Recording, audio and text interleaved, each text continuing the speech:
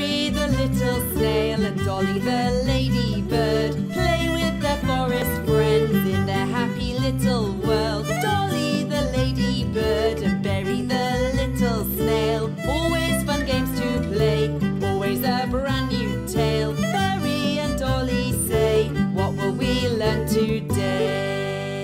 Santa. One snowy morning, Dolly the ladybird turned to Berry the snail and said, "Hey Berry, Santa's coming tonight." "Really?" Berry wondered. "That's right. He leaves presents in the boots of good children. Remember to put your boots in the window." That evening, Berry cleaned his boots and popped them in the window. He was so excited when he went to bed that he couldn't get to sleep. He stared out at the sky to see when Santa would appear with his reindeer sleigh. Dolly got up early the next morning. She ran straight to the window. Her boots were packed with presents, colouring pencils and a big red apple. Berry ran straight to his window too. He was very excited.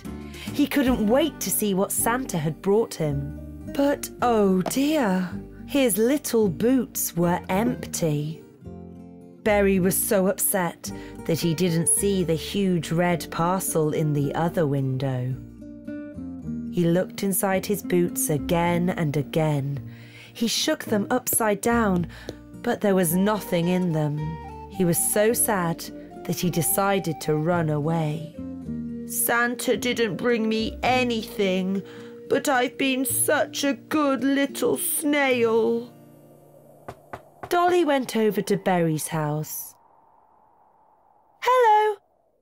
Look what I got from Santa." Dolly started to worry. She knocked and knocked, but Berry didn't open the door. "Where's Berry gone? I have to find him." Stanley the stag beetle, Balthazar the bee and Flutter the butterfly went with her. "Berry? Berry! Berry! Berry! Berry!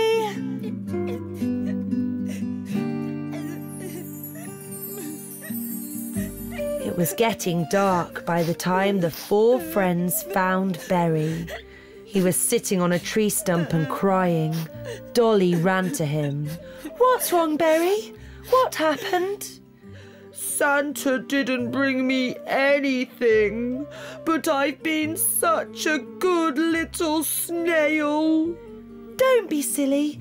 I'm sure you got a present," Dolly reassured her friend. "Maybe it was so big, Santa couldn't fit it in your boots and he put it somewhere else." "No, I didn't get anything. I don't think Santa's real at all." Just then, a sleigh appeared in the sky. It was being pulled by two reindeers. "Ho, ho, ho!" Santa waved at the children. "I hope you all liked your presents. See you again next year." Berry was so surprised. "Let's all go to Berry's and look for his present." The little snail felt much better already. They saw the big red parcel the minute they walked into Berry's house. Look, your present's in the other window. There it is. It's wonderful. Berry opened the present. It was a colourful wind chime. When Berry shook it, the little bells knocked into each other and made a pretty tinkling sound.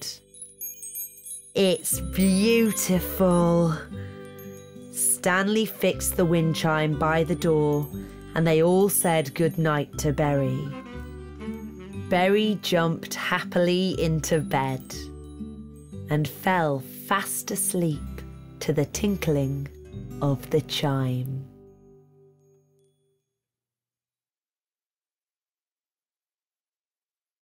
Berry Berry the little snail and Dolly the ladybird play with their forest friends in their happy little world. Dolly the ladybird and Berry the little snail, always fun games to play, always a brand new tale. Berry and Dolly say, what will we learn today? Harry Hedgehog's birthday. One summer morning, Berry the snail, Dolly the ladybird and their forest friends were playing in the meadow. They were taking turns on the leaf swing. It must be so much fun to play on that swing, and it's a shame I'm too heavy for it, Harry Hedgehog sighed. His friends didn't know what to say. It's Harry Hedgehog's 10th birthday next week, the ladybird said. He'll be 10 years old, the little snail nodded. What do you think he'd like for his birthday? I know, Balthazar exclaimed and jumped to his feet. A swing! That's a super idea. Let's make a big swing for Harry, Dolly said enthusiastically. The little friends got to work immediately. They brought a saw, a hammer, nails and screws and searched for some strong branches. They tied the swing to thick wooden poles with very strong string. When the swing was ready, they all went to Balthazar's house to bake a cake. They cracked eggs and stirred the butter. The mixer whirred away and wooden spoons clattered in bowls. The little bee's kitchen was soon filled with delicious smells. They decorated the cake all over with cherries, raisins and walnuts. Let's put candles on it, Flutter said. Yes, 10 candles, Dolly nodded. Let's write a letter to Harry, Berry said. Dear Harry, please come to Balthazar's house at lunchtime. We'll all see you there. Can you take it to Harry, please? Berry asked. But don't say a word about the cake and the swing, Dolly shouted after him. Balthazar and Stanley put the cake on a round table and carried it out of the house. The little ants were playing hide and seek, and suddenly the smallest ant ran right into the table. You tipped the table over! The cake's ruined! Balthazar moaned. The cake! What are we going to do now? Dolly sobbed. Harry Hedgehog will be here any minute and he won't have a cake. The little ants felt very sorry for what they'd done, but one of them had an idea. Let's gather lots of fruit and berries and build a big pile. It'll be almost like a cake, won't it? That's a good idea, Stanley said. I know Harry loves fruit. Berry, Dolly, Balthazar, Stanley and the little ants began to gather fruit in the forest. Eddie the potato beetle, Zephyr the dragonfly and Rosita the rose beetle helped them too. They soon had a very big pile indeed. Stanley stuck 10 candles on top of the fruit, just seconds before Bubble arrived with Harry Hedgehog. Happy birthday, Harry! They all shouted. Wow, look at all that delicious fruit, my favourite. Thank you very much, the hedgehog exclaimed. We've got a surprise for you, Dolly said, and they led Harry to the swing. Harry was very surprised. What a big swing! Can I use it? He asked cheerfully. Yes, we built it for you. Hooray! Now I can swing too! Thank you so much! Then they stood around the fruit pile and began to eat. They ate and ate until nearly all the fruit was gone.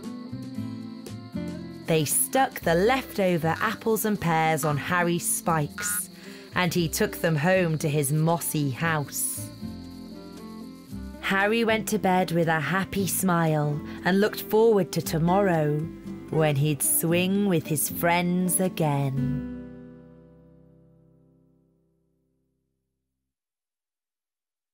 Berry the little snail and Dolly the ladybird play with their forest friends in their happy little world. Dolly the ladybird and Berry the little snail. Always fun games to play, always a brand new tale. Berry and Dolly say, what will we learn today? The scooter. One spring morning, Morris the Maybug decided to make himself a scooter. He spent the whole day sawing, drilling and hammering, and when he was finished, he painted the scooter black. Then he hurried to show his super scooter to his friends. The boys were all playing basketball in the meadow. Berry, Stanley, Balthazar, Eddie, Bubble and Alfonso. Look at my new scooter. I made it all myself. Can I have a try? No one can borrow it. It's mine. I only want to try it for a minute. We'd like to have a go on it too, then we'll give it back. I'm not lending it to anyone, Morris told them again. The boys were so busy arguing that they didn't spot Eddie, who grabbed the scooter and rode off on it. Stop! Bring it back! It's my scooter and I didn't lend it to you. I'm not lending it to anyone. Eddie slowed down and Morris soon caught up with him. Give me my scooter back. Here you are. It doesn't go fast enough anyway. Not fast enough? Look at this. Not fast enough? You can hardly keep up with me, he shouted with a laugh, but he didn't see a big pothole in the middle of the road. Watch out, Morris! Balthazar, Berry and Stanley all shouted at once, but it was too late. Well, you've only got yourself to blame, Morris, Balthazar said in a snooty tone. What happened, Morris? Are you badly scratched? Why aren't you boys helping him? The rose beetle asked the others. It's all Morris's fault. It doesn't matter how it happened. He's really hurt himself and you should have helped. Come back to my house, Morris, and I'll clean those nasty scratches for you. Rosita sat Morris down and washed his wounds with a warm, wet cloth. It doesn't look that bad now. Morris started to sob. It was all my fault because I was mean to the others. If I hadn't been so mean, it wouldn't have happened. Then don't be mean next time. Thank you for all your help, Morris said as he left. It was nothing. You'll feel better soon. Morris limped all the way back to his house. The minute he got home, he jumped into bed and he was soon fast asleep. The little Maybug woke up the next morning with a wonderful idea. He got out his paints and brushes. I'm going to paint you pink. Look at you. I've brought this for you. Thank you for helping me yesterday. It looks lovely. Did you paint it? Rosita asked. Yes, I thought you wouldn't like it black. I love it. I'm going to ride it over to Dolly's house. Be careful. Have a safe ride. Morris walked home and he was about to eat his lunch when he heard a knock at the door. Hello, Morris, Balthazar said first. We came to see if you were feeling better. Much better, thank you, Morris shrugged. I promise that I won't take your scooter again, Eddie said with an apologetic smile. I haven't got it anymore. I painted it pink and gave it to Rosita. But I can make a new scooter, Morris said. I promised Rosita that I won't be mean again. Everyone can have a go on my new scooter when it's finished. Hooray! Bubble shouted.